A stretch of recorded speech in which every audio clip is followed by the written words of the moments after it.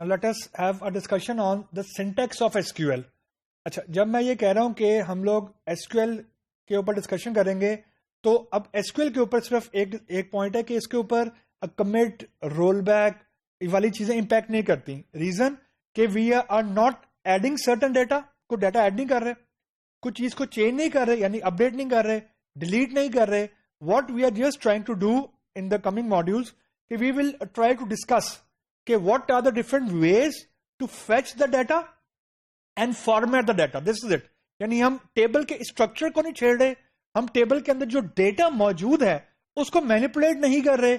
We will just be reading the required data और उसको format करके डिफरेंट तरीके से डिस्प्ले करने की कोशिश करेंगे। This is it. तो इसके ऊपर कोई कमिट, रोल बैक वाली चीज एग्जिस्ट नहीं करती। Point number 1। Point number 2, SQL is not a database object. Mean इसकी एंट्री डाटा डिक्शनरी में लाइकवाइज जिस तरह टेबल की होती है, कॉन्स्ट्रेंट की होती है, मीन प्राइमरी की, फॉरेन कीज वगैरह की होती है, इसकी जो एंट्री है वो डाटा डिक्शनरी में बिल्कुल नहीं होती, क्योंकि ये डेटाबेस का ऑब्जेक्ट नहीं है।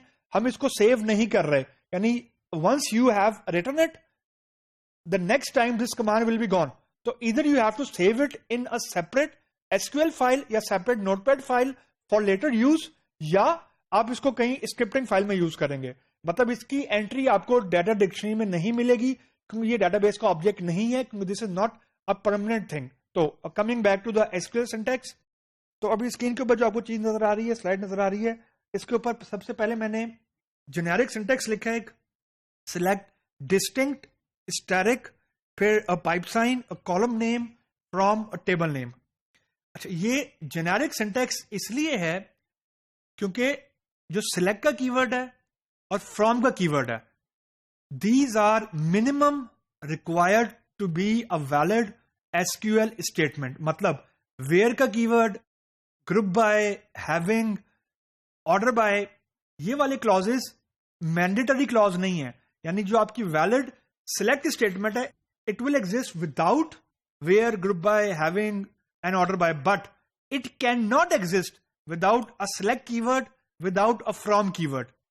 सिलेक्ट के बाद और फ्रॉम से पहले आप डिस्टिंक्ट के साथ या किसी कॉलम का नेम लिखेंगे, या डिस्टिंक्ट के साथ स्टैटिक लिखेंगे, या सिर्फ स्टैटिक लिखेंगे, या सिर्फ कॉलम का नेम जो एक से ज्यादा भी हो सकता है वो लिखेंगे। तो सिलेक्ट के बाद और फ्रॉम से पहले you have an option to select the column which you want to get displayed on the screen. और फ्रॉम के बाद आपने वैलिड टेबल नेम लिखना है, which can be more than one, जो हम अभी आगे जाके देखेंगे। लेकिन to start with you have to write at least one valid table name from the existing table, from the existing database. तो valid column name should be there after select. Select के बाद एक कॉलम का नाम भी आ सकता है, एक से ज्यादा कॉलम का नाम भी आ सकता है। If you want to select every column, मतलब all the columns, you can just write static.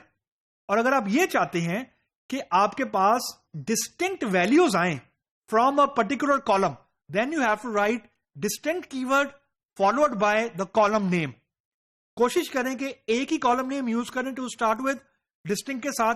अगर आप एक से ज्यादा यूज करेंगे, जो कि आप कर सकते हैं, तो it will make a group. तो ग्रुप की वर्किंग समझना थोड़ा सा अभी आई वॉन्ट सजेस्ट कि अभी आई वॉन्ट रिकमेंड रादर कि अभी हम लोग करें। तो सिलेक्ट के बाद या सिर्फ कॉलम का नेम या कॉलम के नेम्स, या सिर्फ स्टैटिक या डिस्टिंक्ट के साथ एक या एक से ज्यादा आपने कॉलम का नेम लिखना है टू गेट इट एग्जीक्यूटेड। तो हम सिलेक्ट के बाद वो चीज को हम लोग कह सकते हैं टू रिस्ट्रिक्ट द कॉलम्स, और फ्रॉम के बाद हम ये कह सकते हैं to write the valid table name.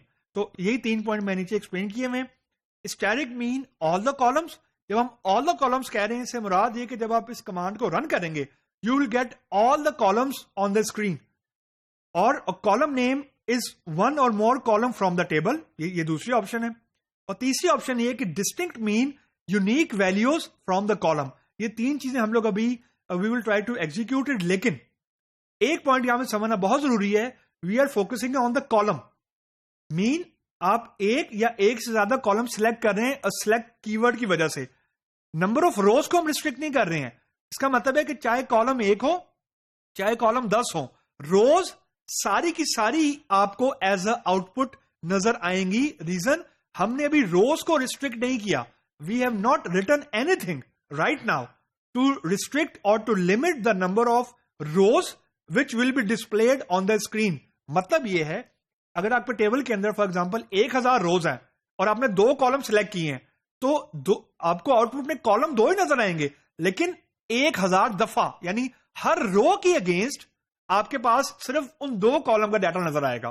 तो we are not restricting the number of rows, और you can see we are not limiting the number of rows which will be displayed on the screen after the execution of a valid select statement. So right now we are just focusing on कि हमने number of columns को restrict कैसे करना है। number of columns जो हैं उसके हमने different variations देखी हैं। distinct के साथ कैसे यूज करना है, distinct के बगैर कैसे यूज करना है, सिर्फ column name कैसे यूज करना है, और static कैसे यूज करना है। तो ये सिर्फ अभी आपको ये समझने की जरूरत है। we are not discussing the number of rows which will be displayed। अगर आपके पास टेबल में 10 रोज हैं तो 10 मर्तबा ही आपके पास 2 कॉलम का डाटा नजर आएगा। अगर आप 2 कॉलम लिख रहे हैं, अगर 1000 रोज हैं तो 1000 मर्तबा ही, यानी हर रो में से वो पर्टिकुलर 2 कॉलम पिक हो जाएंगे जो आप सिलेक्ट के बाद लिखेंगे, और आपको स्क्रीन के ऊपर एज इट इज 2 कॉलम का data multiply by the number of रोज, वो आपको स्क्रीन के ऊपर एज इट इज नजर आ जाएंगे।